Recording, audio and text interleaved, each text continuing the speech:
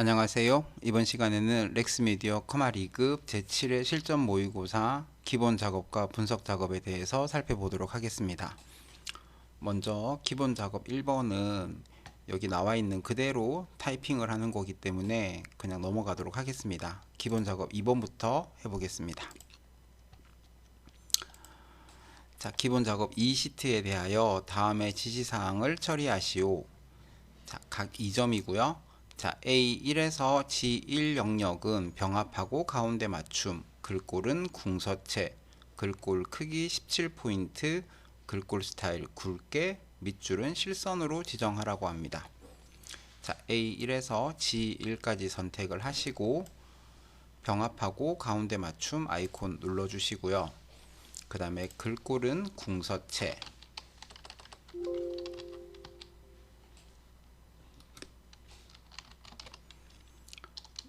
그 다음에 글꼴 크기는 17포인트고요. 그 다음에 글꼴 스타일은 굵게, 그 다음에 밑줄은 밑줄을 넣어줍니다.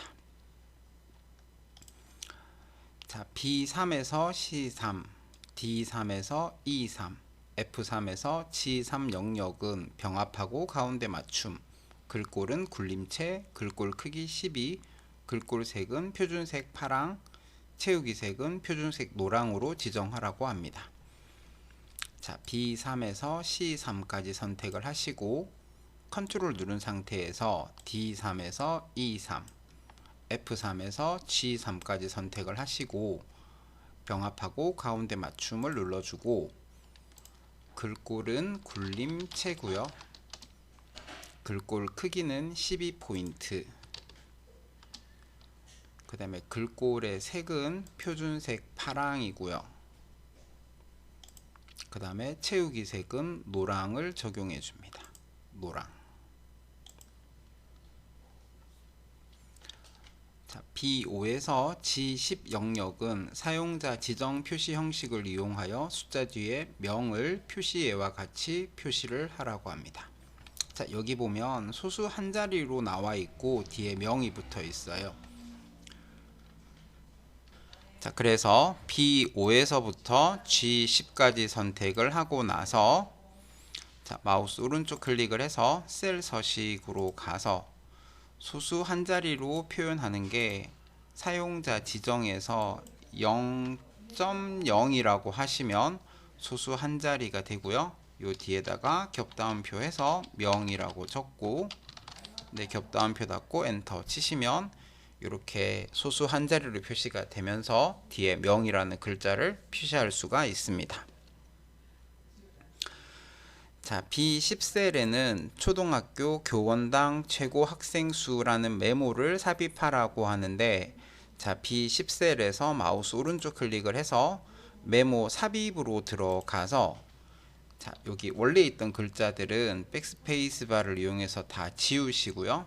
자, 여기다가 초등학교 교원당 최고 학생 수라고 입력을 하고 자, 그러고 나서 바탕을 선택을 하시면 이렇게 오른쪽 상단에 빨간색 점이 찍어지는데 메모를 항상 표시하라고 하니 자, 메모가 삽입된 셀에서 마우스 오른쪽 클릭을 해서 메모 표시 숨기기를 눌러주시면 메모가 항상 표시가 될 거고요.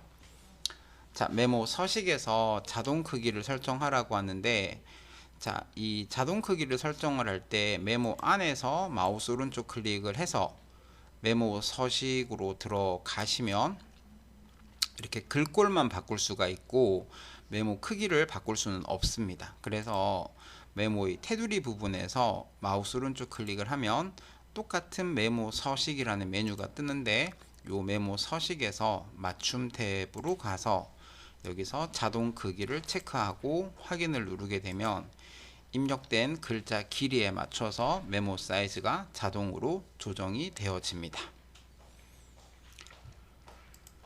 자, A3에서 G10 영역에 테두리는 모든 테두리를 적용하여 표시하라고 하는데 자, 테두리 옆에 있는 조그만 단추를 누르셔가지고 여기서 모든 테두리를 선택을 해주시고요. 자, 이렇게 하면 이제 기본 작업 2번 끝이 났습니다. 그죠? 자, 기본 작업 3시트로 가서 자, A4에서 I13 영역에서 총 합이 60 이상이거나 정원이 100 이상인 행 전체에 대하여, 자, 여기 행 전체라는 말이 나왔어요. 그죠? 행 전체이기 때문에 조건부 서식을 적용을 할 때 영어 앞에만 달러가 들어가야 되고요. 그 다음에 글꼴색을 표준색 파랑, 글꼴 스타일은 굵게 지정하는 조건부 서식을 작성하라고 합니다. 그래서 여기 옆에다가 는이라고 하고, 그 다음에 총합이 60 이상이라고 했으니까 총합이 나오는 첫 셀을 찍고 나서 F4를 세 번을 눌러서 이렇게 영어 앞에만 달러가 붙도록 해주시고요. 자, 60 이상이라고 했으니까 크거나 같다 60 하고 엔터를 치시면 지금처럼 true나 false라고 이렇게 나와질 거예요.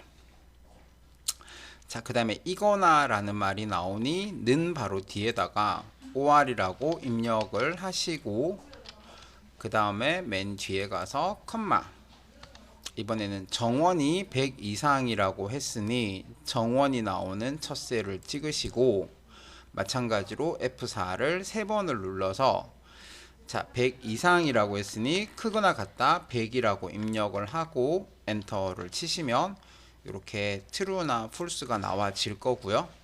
자, 얘를 밑으로 채우기를 쭉 했을 때 전부 다 true라고 나오거나 전부 다 false라고 나오면 잘못된 거지만, 지금처럼 true와 false가 섞여 있다면 네, 현재까지는 문제가 없다고 생각을 하시면 됩니다.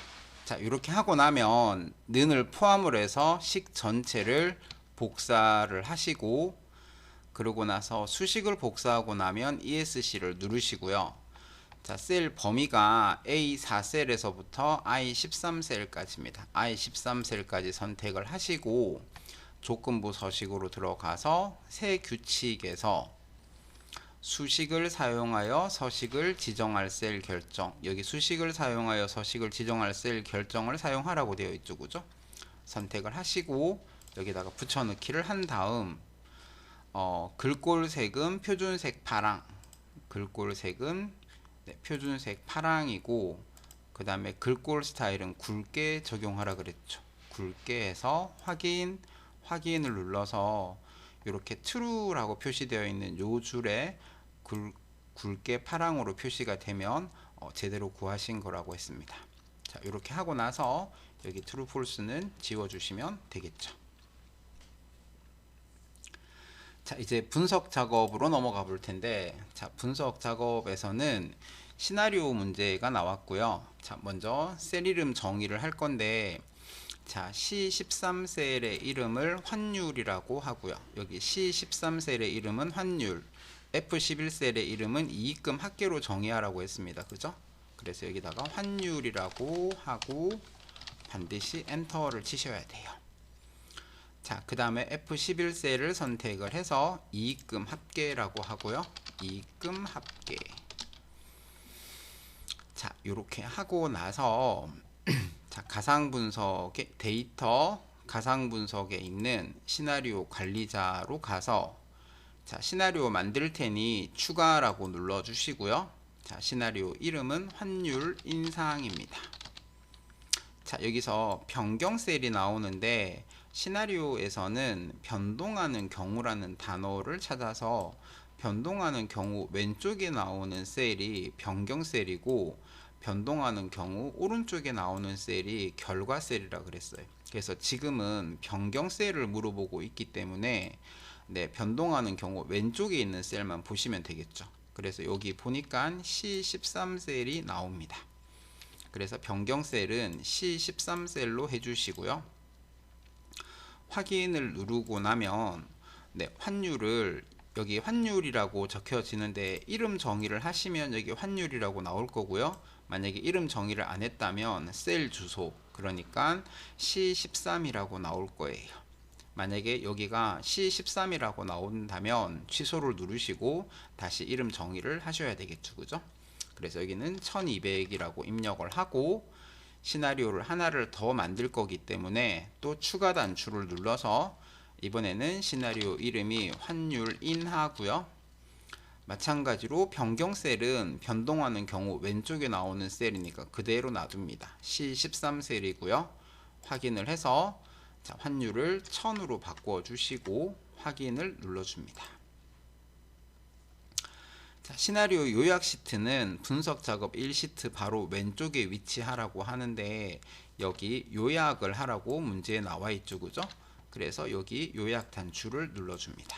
요약 단추를 눌러주면 여기에 결과 셀이라고 나오는데 이 결과 셀이 변동하는 경우 뒤에 나오는 셀, 그러니까 여기서는 F11셀이 되겠죠, 그죠? 그래서 여기 F11셀이 되어져 있으면 그냥 바로 확인을 누르시면 되고, 이렇게 하면 분석 작업 1시트 바로 왼쪽에 시나리오 요약이라는 시트가 만들어집니다, 그죠? 그리고 이때 여기 나와 있는 요 세 개의 값이 서로 달라야 되고요. 그 결과 셀에 나오는 요 세 개의 값이 서로 다른지를 확인을 하시면 됩니다. 자, 이렇게 하면 이제 제대로 구한 게 되겠죠. 자, 분석 작업 2번에서는 자, 부분합 기능을 이용하여 미술 실용 아트 강좌표의 그림과 같이 과정별 모집 인원과 수강료의 평균과 최대를 계산하라고 합니다. 자, 부분합 기능을 이용하라고 할 때는 제일 먼저 정렬을 해줘야라고 했습니다. 그래서 여기 정렬은 과정을 기준으로 내림차순으로 처리하라고 되어 있죠. 그래서 표를 쭉 선택을 하시고 메뉴줄에 있는 데이터에서 정렬로 가서 자, 정렬 기준은 과정을 선택을 하시고요. 자, 과정을 기준으로 내림차순으로 정렬하라고 했습니다. 그래서 정렬은 내림차순으로 해주시고 확인 단추를 눌러줍니다. 자, 이렇게 한 다음 부분 합으로 들어가면 여기 그룹할 항목은 정렬 기준하고 똑같이 맞추는 거라 그랬어요. 그래서 우리가 방금 정렬을 할 때 과정을 기준으로 정렬을 했기 때문에 여기는 과정이 되는 거고요. 문제상에서도 무슨 별이라고 되어 있는 게 그룹할 항목이라 그랬습니다. 그래서 여기 문제에서는 과정별이라고 되어 있기 때문에 여기서 또 과정을 선택을 하는 거죠. 자, 이렇게 과정별로 모집 인원과 수강료의 평균을 계산하라고 했습니다. 그래서 맨 마지막 항목인 수강료, 모집 인원과 수강료죠, 그죠? 모집 인원과 수강료 두 개를 체크를 해 놓으시고 그 다음에 사용할 함수는 평균으로 바꾸고 확인을 눌러주면 이렇게 각 과정별로 그 모집 인원과 수강료의 평균이 계산되어질 거고요. 그 다음에 최대를 계산하라고 하니 다시 부분합으로 들어가서 이번에는 항목이 따로 안 나와요. 뭐 모집 인원, 수강료 이런 항목이 안 나올 때는 같은 항목으로 계산을 하라는 뜻이고, 최대를 계산하라고 하니 함수 종류만 최대로 바꾸고 그리고 여기 새로운 값으로 대치라는 거 체크 풀어주시고 확인을 누르게 되면 이렇게 평균과 최대가 계산되는 거를 확인하실 수가 있을 겁니다. 자, 이번 시간에는 렉스미디어 커말 2급 07회 실전 모의고사 기본 작업과 분석 작업에 대해서 풀이를 해봤습니다. 감사합니다.